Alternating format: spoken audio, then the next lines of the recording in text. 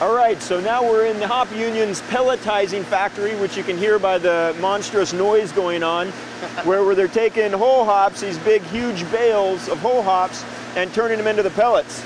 Will, can you walk us through a little bit of what's going on in the process here? Yeah, absolutely. Unfortunately, I can't give you guys a full tour all the way through because production's going on, so I'll do the best I can.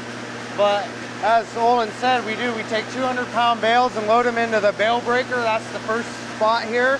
So to our left-hand side, which you can't see right now, we have sections of 9 bales piled up, which is blend number 1, number 2, number 3.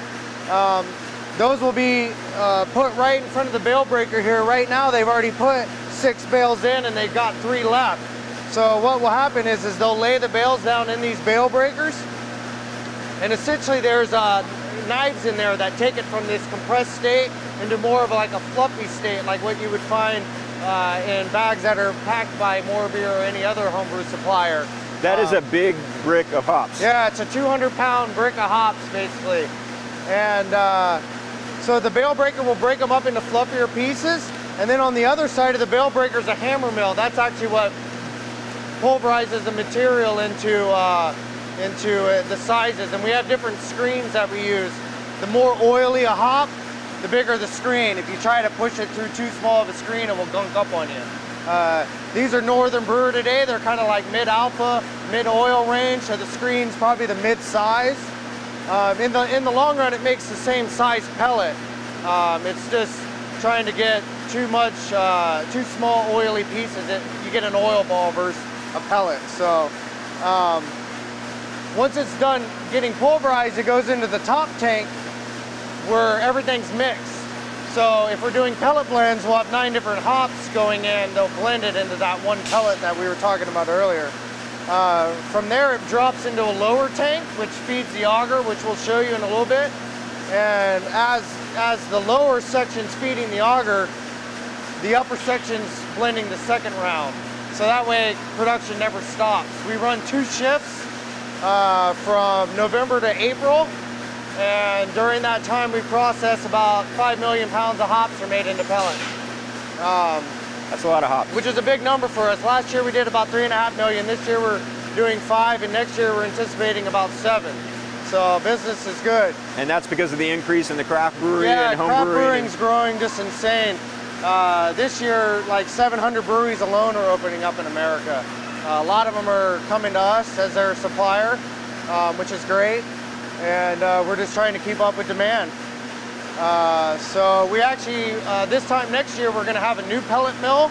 A lot of the core stuff's going to stay, but we're going to get a larger bale breaker and a larger pelletizing die. That way we can have more throughput. It won't increase the speed of production, it will just increase throughput. A lot of people ask, well, if you're going to speed it up, are you going to run them faster and through the machine faster? And the answer is no. It's just getting more material through in the same amount of time. And that's one of the questions about pelletizing hops, is the temperature that they're actually pelletized at, low versus high, and keeping more aromatics in the hops. Yeah, absolutely. We shoot for less than 100 degrees coming out of the pellet die. But then as soon as they're taken out of the pellet die, they go up to an air conditioning unit that actually exchanges with the outside air, which is why we only pelletize in the winter months for the most part, because the air is the coldest. So if you were to pelletize in the summer, it'd be 100 degrees in here and you'd be pulling in 100-degree air. Well, you're not really going to cool those pellets down. So the idea is we pellet them cold, they go through the die, pick up temperature, come out at about 100, and then they go up into the air conditioning unit, which you can see it up there. They're kind of piled up. Before they go in the box, they'll hit 60, 50 degrees or so. Kind of ranges with, I mean, today it's snowing, so they're going to be cold.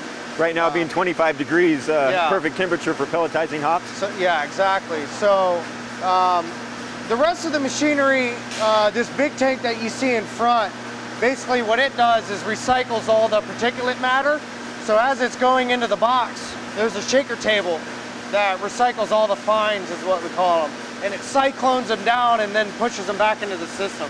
That way we don't waste anything, and we're not putting, you know, broken up pellets into boxes. One thing that we started doing this year was verifying oxygen content of all our boxes. We do what's called a soft pack now, where in the past we would always do a hard pack, which is where the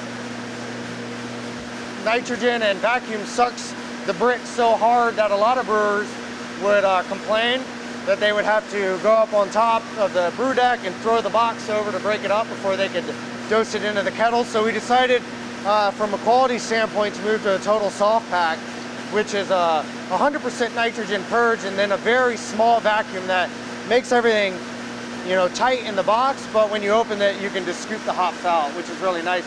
And that way, we can verify oxygen content with a pure vacuum seal where it's stuck really close to the bag. As soon as you pierce it to test oxygen, there's such an influx, you don't get any sort of credible data.